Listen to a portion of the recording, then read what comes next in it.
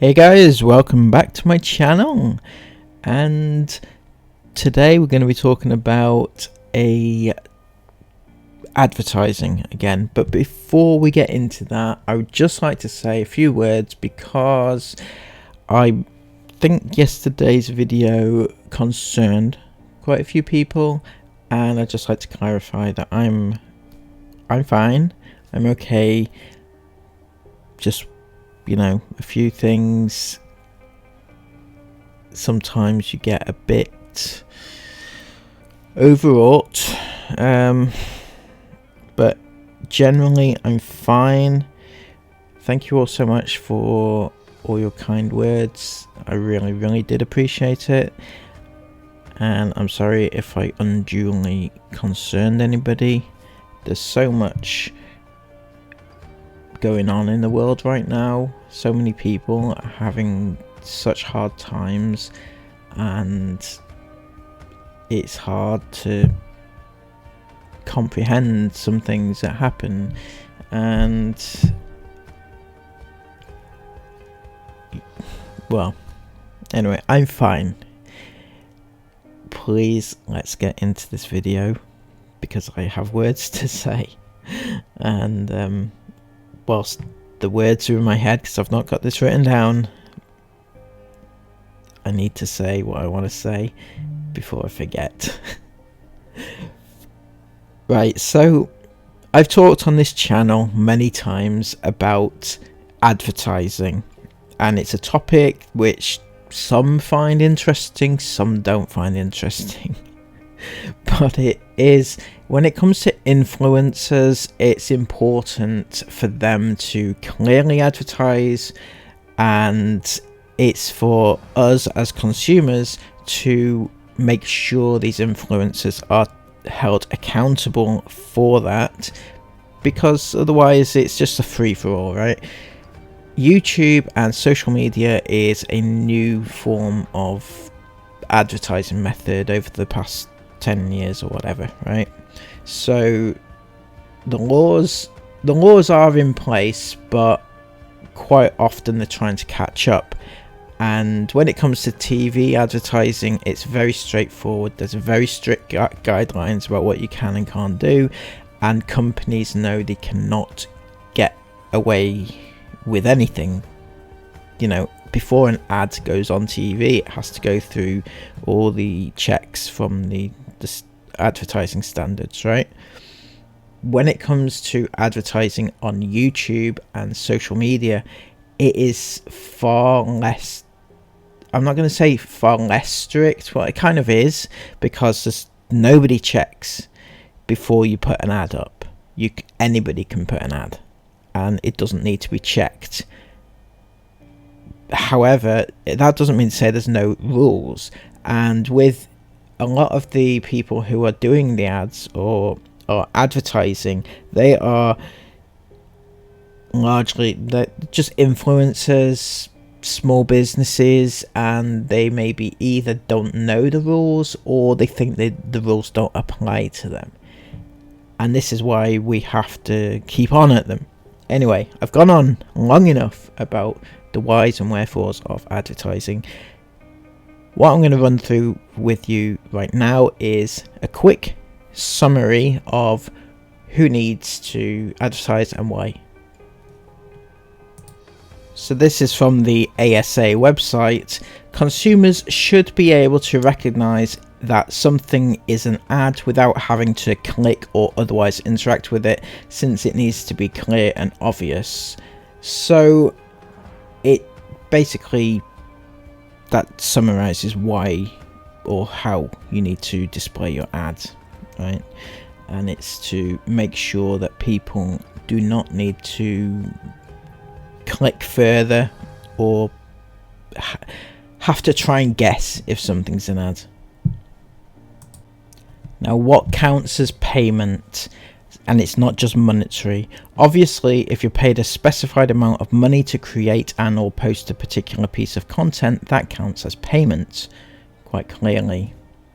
But this is not the only type of arrangement that counts. If you have any sort of commercial relationship with the brand, such as being paid to be an ambassador, or you're given products, gifts, services, trips, hotel stays, etc. for free, this is all likely to qualify as a payment or other reciprocal arrangement.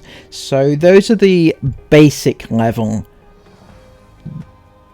reasons, or what counts as an ad.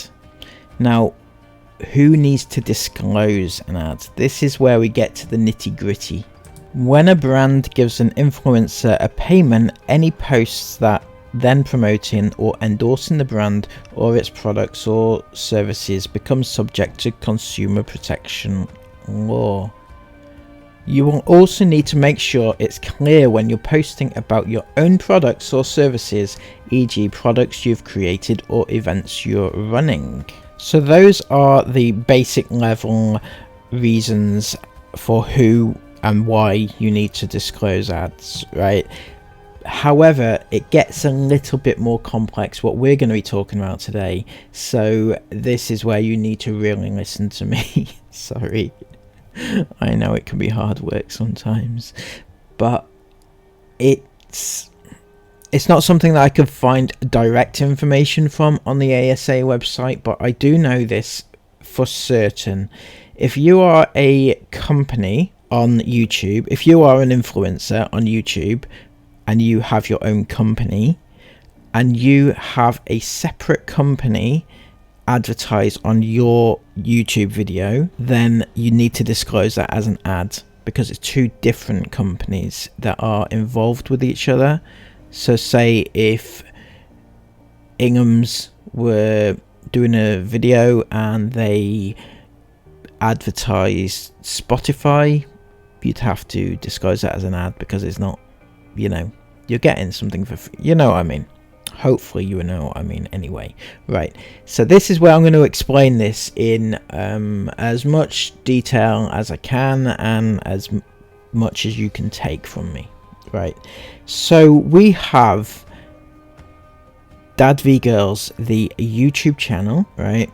They are run by a company called Condivision. That is their company name, Condivision. Joel Conda, Sarah Conda, Condivision. Or as I liked, I can't say the name without singing the song. Oh. Condivision. I can't. I'm sorry. I just can't do it. Every single time. I'm sorry, Joel, but it's what it reminds me of. I'm sorry. Anyway, back to the point. Condivision are Dad v Girls. That's their business. That's what they're running the channel from as their business, right?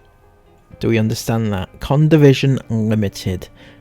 That's their business, their company name. Okay, I don't know how many other ways I can say that, actually. So they also run, if you've followed my videos before, they also run a clothing brand. We're going to put in quotation marks, brand, right? A clothing brand called Daewoo. And this has a separate company operating it called Daewoo Clothing Limited. So this is where it has a bit of a crossover, right?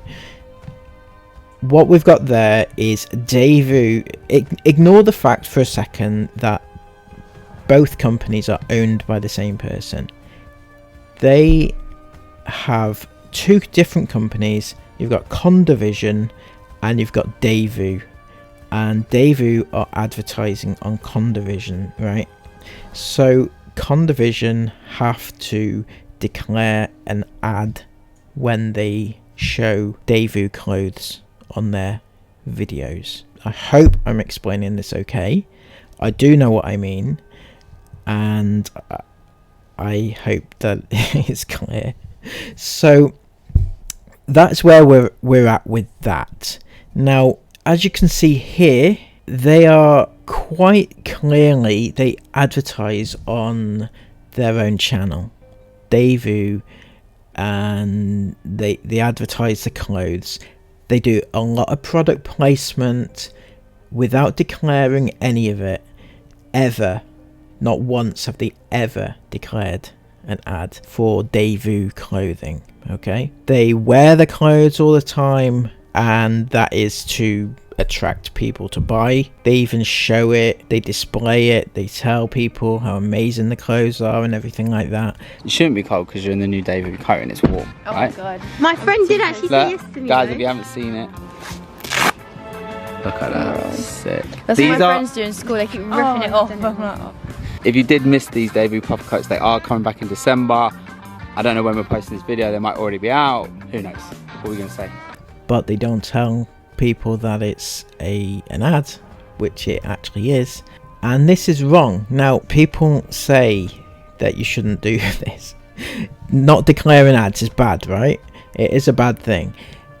However, on this scale is huge. Now, I don't have official figures for how much Daewoo are bringing in at the moment. It's quite a young company, so they don't have lots of accounting reports. But what I do know is the amount of stuff, the amount of drops that they have, the amount of launches that they do, and the amount of just, well, look at this for a second. They've recently done a collaboration with Foot Asylum. Okay guys, this is a really proud moment for us. We're at Foot Asylum. As you can see, Daewoo has launched in Foot Asylum. It is so surreal to see our brand in store. So we launched this brand about a year ago from our kitchen, and now it's here. Which is a huge national sporting brand or clothing brand shop. It's a shop, okay? They operate physical stores and online stores, and they are huge. They're such a big company that they recently, well, they were recently owned by JD Sports, until JD Sports were told so this is going to go a little bit off topic here, but JD Sports were told by the Competition and Markets Authority to sell their shares in Foot Asylum due to it being unfair competition. So they did, and actually they lost. They bought Foot Asylum for about £90 million, and they sold it for 35 million. I'm sorry, I know that's not really the point of this video, but I found that really interesting in the fact that they lost about 45 million pounds, or 50 million, something like that. Anyway, lost a lot of money. And yeah, that's how big the company is for Asylum, and they managed to get, or rather Daewoo managed to get into Foot Asylum's actual physical stores to be sold. So the amount of money that Daewoo must be making is huge, and they get free advertising on the Dadview Girls YouTube channel. That is my point anyway, because although it seems to be clear, and obviously yes, people who follow the channel and follow who they are know that that's their brand, right? But legally it's not their brand. It's not DVG's brand. It's not Dadview Girls brand. It's not Condivision's brand. It's not linked. Okay, you could maybe say there was an argument if, for example, Daewoo had a part share in Condivision. You can make that argument, but they're not. They're two separate entities. That's my point. Anyway, so on one last issue, because I think when we talk about influencers evading ads, that is on a huge scale, a massive scale, and it's wrong. It is very wrong, and I think they should be held accountable. But as I said, I couldn't find the specific laws, and I don't know how much the ASA will take account of what I've just said, because on the surface level it does seem like Daewoo is just an, you know, it's their merch basically, and they think that's how Daewoo girls get away with it, is because it looks like it's just their merch. And to be fair, it's just merch, isn't it? It is just merch. It's YouTuber merch, that's all it is. They call it their brand and their clothing label, but it's not. I'm sorry, but it is just basic white label clothing with their brand name printed on. So that's pretty much what it is. And just to prove it, I've gone ahead, and as always, I do things that other people won't do, just to, you know, test the waters, so that I know what I'm talking about. I need to know what I'm talking about if I'm talking about something. And I went ahead and I purchased a couple of items, as shown here, from the most recent Foot Asylum launch, because I don't know if I'm blacklisted on the Daewoo website yet, but also they always sell out like immediately, and Foot Asylum didn't. So yeah, I managed to wrangle a couple of items, and I am going to either return these or pass them on to somebody who will appreciate them. I'm not gonna just bin them, don't worry about that. So yeah, I was a bit curious though why they manufacture, or they were manufacturing their products in Turkey. One says Turkey, the top was manufactured in Turkey, but the trousers, they were manufactured in Pakistan. So I'm a little bit unsure why they've got two different manufacturers. Basically, ordinarily, if you've got a clothing brand, wouldn't you have the same factory manufacturing the same products? Just saying. Maybe my point about it being white label isn't too far off the truth. Anyway, I'll leave that with you. Oh, one more thing I was just going to mention is this ad just popped up on Insta. It is labeled, so that for that they're okay. But what I would say is that using your child, Joel, using your child, your baby, the one that you said you weren't going to exploit ever, to sell this product here, because it's baby stuff, right? You couldn't have that collaboration with that company without using your baby. But that doesn't make it okay. You said you wouldn't do it. You've made how much off that ad? Lots. I mean, we're talking thousands, aren't we? For a channel your size. Anyway, just saying, it's not right. And I don't think you care, because, you know, it's money. Anyway, I'll leave all that with you. I hope I haven't rambled on too much, and I hope I've made some semblance of sense, because trying to, you know, I have all this information and trying to put it all in some sort of cohesive order is not always my strong point, and just trying to get my thoughts into one and put it out there and hope to God that people understand what I'm saying is not always easy. So please give this video a thumbs up and subscribe if you're new. Please leave, I was gonna say leave nice comments, just leave comments. Just I don't get, they don't, I don't mind about hate comments, you know, as much as I complain. I don't care, right? Just leave comments. If you disagree with what I say, go away, come back, think about your actions, and just leave a reasonable comment. As long as it's a reasonable debate, I don't mind. But if you just come here and say, oh well, Daewoo girls, they're lovely, and yeah, they don't need to declare ads because they are dad-free girls. That is not a reasonable debate. Just tell me why, in 15 words or less, why they are a lovely family. Okay. Until next time, I'll bid you goodbye. Take care, have a lovely day, and I will see you again soon in another video. Bye bye.